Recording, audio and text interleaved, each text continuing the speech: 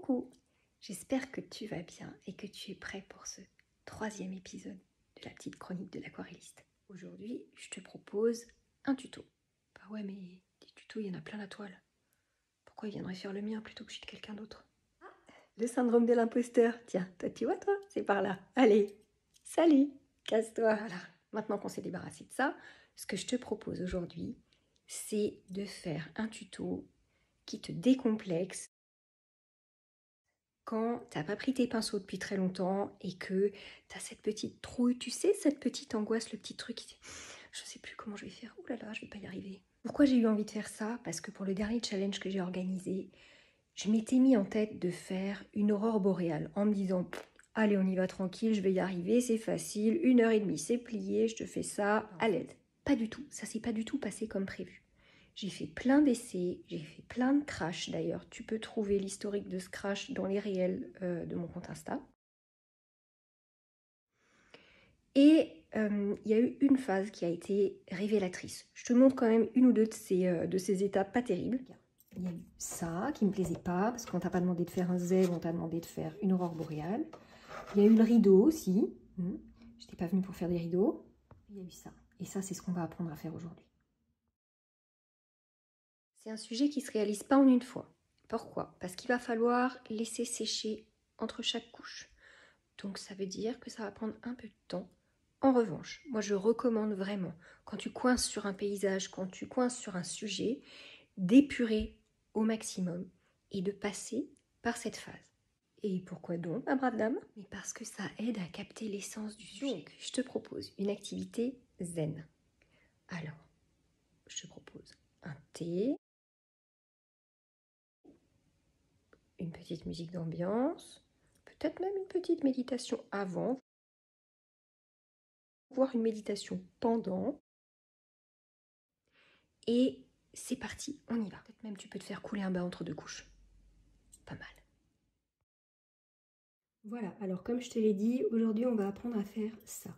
En fait, cette aurore boréale là, je l'ai faite en layering. Le layering c'est quoi? C'est on va venir faire plusieurs zones en fait, de la plus claire à la plus foncée. Ce qui veut dire que entre ça et ça, il y a des couches qui demandent un temps de séchage complet de la feuille pour arriver à avoir ce bord extrêmement net et précis. Maintenant, je te parle du matériel. Donc, j'ai fait ça sur un papier Arches. C'est du 300 grammes grain torchon. Alors, moi, je le laisse sur son bloc. Je trouve ça plus facile. Donc, ça, c'est le papier. Ensuite, je vais utiliser un gros pinceau comme ça pour la première couche. C'est un Da Vinci. Ensuite, je vais me servir de celui-ci. C'est un pinceau Léonard numéro 5. Je précise une fois encore que c'est mon matériel, que je n'ai été payée par aucune des marques et donc que je le réalise avec du matériel à moi et que je dis ce que je veux. Et que, évidemment, j'utilise ce matériel parce qu'il me plaît bien. Alors, ça, ce pinceau-là, ça va me servir à faire les petites touches de couleur ici, sur les bords, là. Et c'est un Isabelle numéro 4. Ensuite, pour les couleurs, j'utilise du blanc de Chine de chez Winsor & Newton, du noir d'ivoire, du violet Winsor, du turquoise cobalt clair, du bleu de phthalo. Aussi du rose opéra de chez Sennelier. Pour les brillants, pour les aquarelles à paillettes, ça c'est Mamba de chez Sparks et Elixir. Elixir, elle a la propriété d'être phosphorescente. Donc évidemment, non seulement il y a des paillettes, mais en plus ça brille dans le noir, donc j'adore. Et ensuite ça c'est des couleurs Kuretake Gansai Tambi. Alors, une fois encore, je ne parle pas le japonais. Donc celle-ci, j'ai pas réussi à trouver son nom sur internet, mais c'est un violet rose, ça s'approche un peu du cobalt. Et alors, ces deux-là, elles sont différentes, mais si je les retourne, je trouve que, alors, c'est un coloris 49, un coloris 50, mais ici, c'est la même chose. Donc, moi, c'est de deux palettes différentes, hein, donc voilà. Mais en tout cas, c'est un coloris qui s'appelle Malachite. Voilà. Je vais te parler des mélanges que j'ai fait pour obtenir les différentes couches de couleurs. Pour le fond ici, contrairement à ce qu'on pourrait penser, il n'est pas blanc, tout blanc. J'ai utilisé Elixir. J'ai commencé par recouvrir toute ma feuille d'Elixir. Et j'ai laissé sécher. Coloris numéro 2, ici, le tout clair, c'est un mélange de ces deux-là. Ici, c'est la même chose, mais avec moins d'eau. Et à ces endroits-là, où tu vois que ça brille, c'est Mamba qui fait ça. Donc ça, c'est juste avant de sécher, enfin avant que je le laisse sécher. Je rajoute ici au bord qui est déjà marqué le coloris Mamba. Par contre, il ne faut pas que ce soit sec, hein, il faut le faire encore quand c'est mouillé.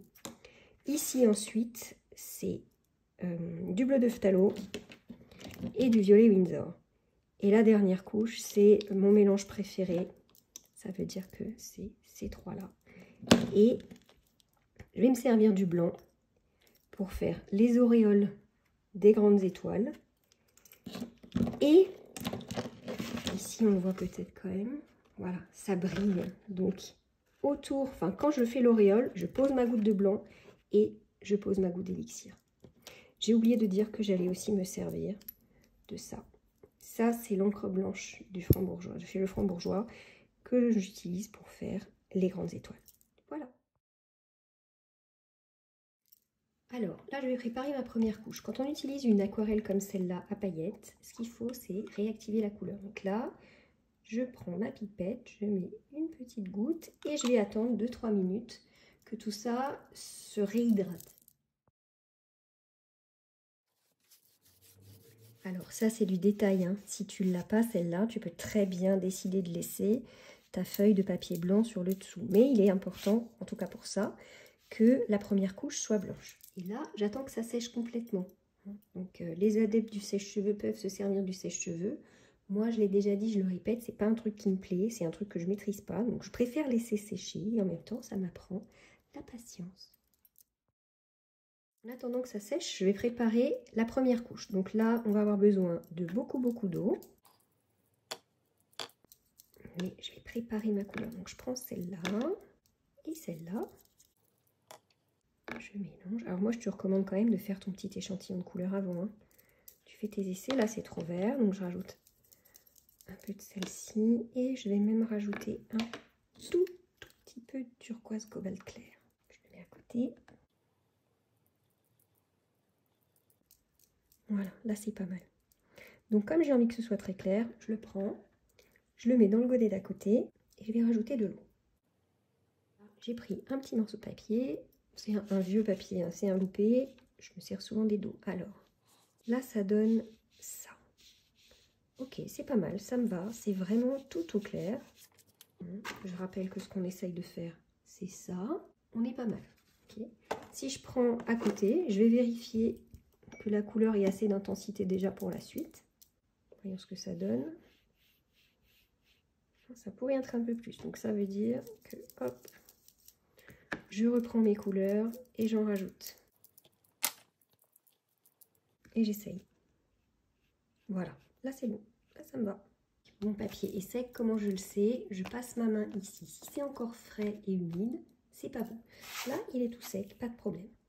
J'ai pris mon crayon, là, c'est un crayon spécial en fait qui s'enlève en fait quand on passe de l'eau dessus. Donc j'ai juste tracé mes lignes. Si j'ai envie que ça se voit moins, je prends ma petite gomme pain, hop, et j'efface les lignes. Ensuite, maintenant qu'on en est là, je reprends la couleur que j'ai faite tout à l'heure ici, la plus claire. Et c'est parti.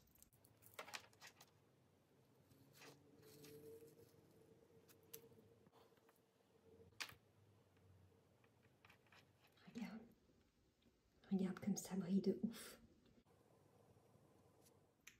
Étape numéro 3. J'ai tracé, comme tout à l'heure, mon petit trait que j'ai estompé avec la gomme mi-pain. Et maintenant, je vais faire exactement comme tout à l'heure. Je prends la couleur un peu moins diluée et j'y vais.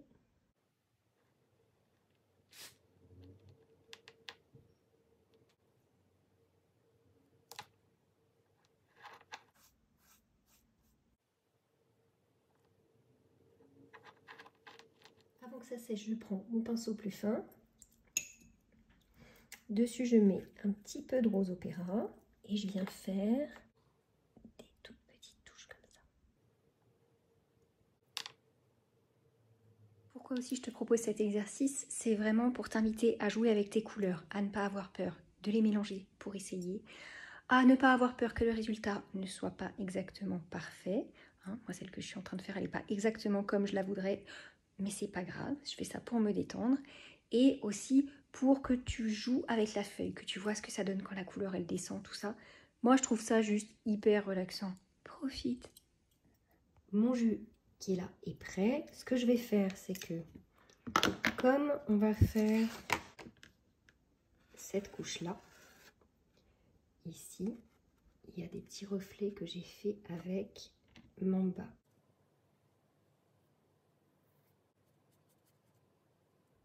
Alors, Mamba a eu le temps de se réveiller. Quand il se réveille, il se passe ça. Et je vais m'en servir pour rajouter des paillettes juste sur le bord.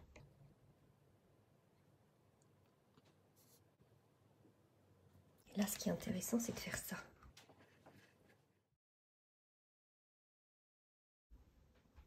On fait bouger le papier pour apporter de l'effet. Je trouve que ça fuse pas assez. Je repasse simplement tout près avec mon pinceau gorgé d'eau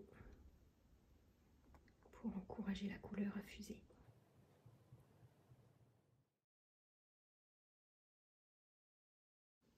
Voilà, j'espère que tu t'amuses toujours. Maintenant, on va faire ça. Donc pour ça, je vais utiliser le bleu de phthalo, ce violet-là et du violet Winsor.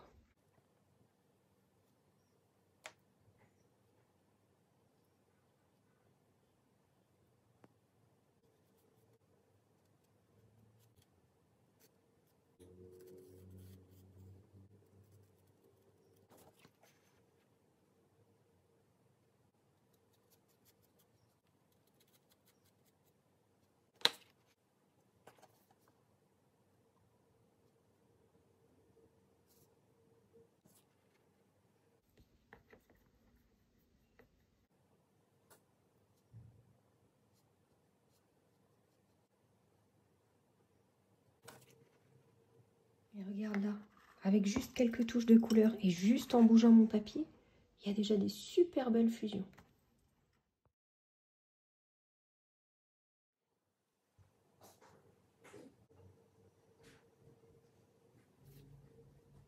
Tout ça a séché, je vais maintenant faire la dernière couche, la plus foncée ici, le ciel vraiment nocturne.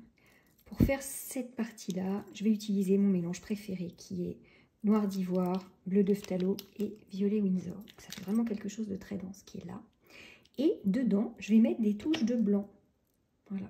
Tu vois l'état de mon tube de blanc, il est très très petit parce que je l'utilise vraiment dans toutes mes aquarelles.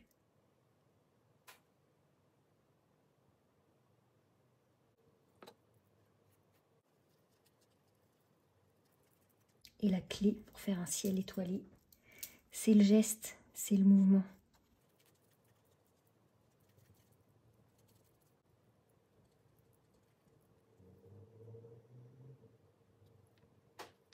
Pour accentuer encore, je vais utiliser du violet tout seul et du noir tout seul.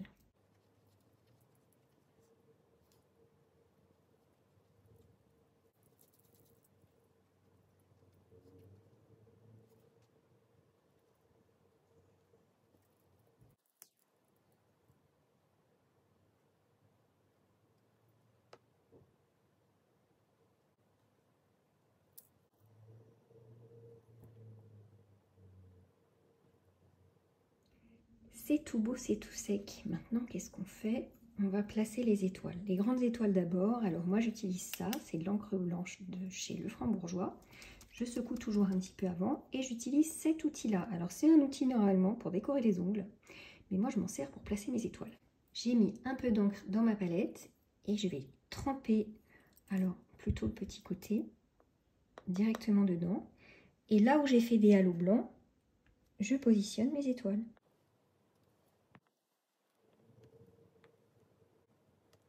En attendant que les grandes étoiles sèchent, je te montre tout ça d'un peu plus près. Regarde comme c'est beau.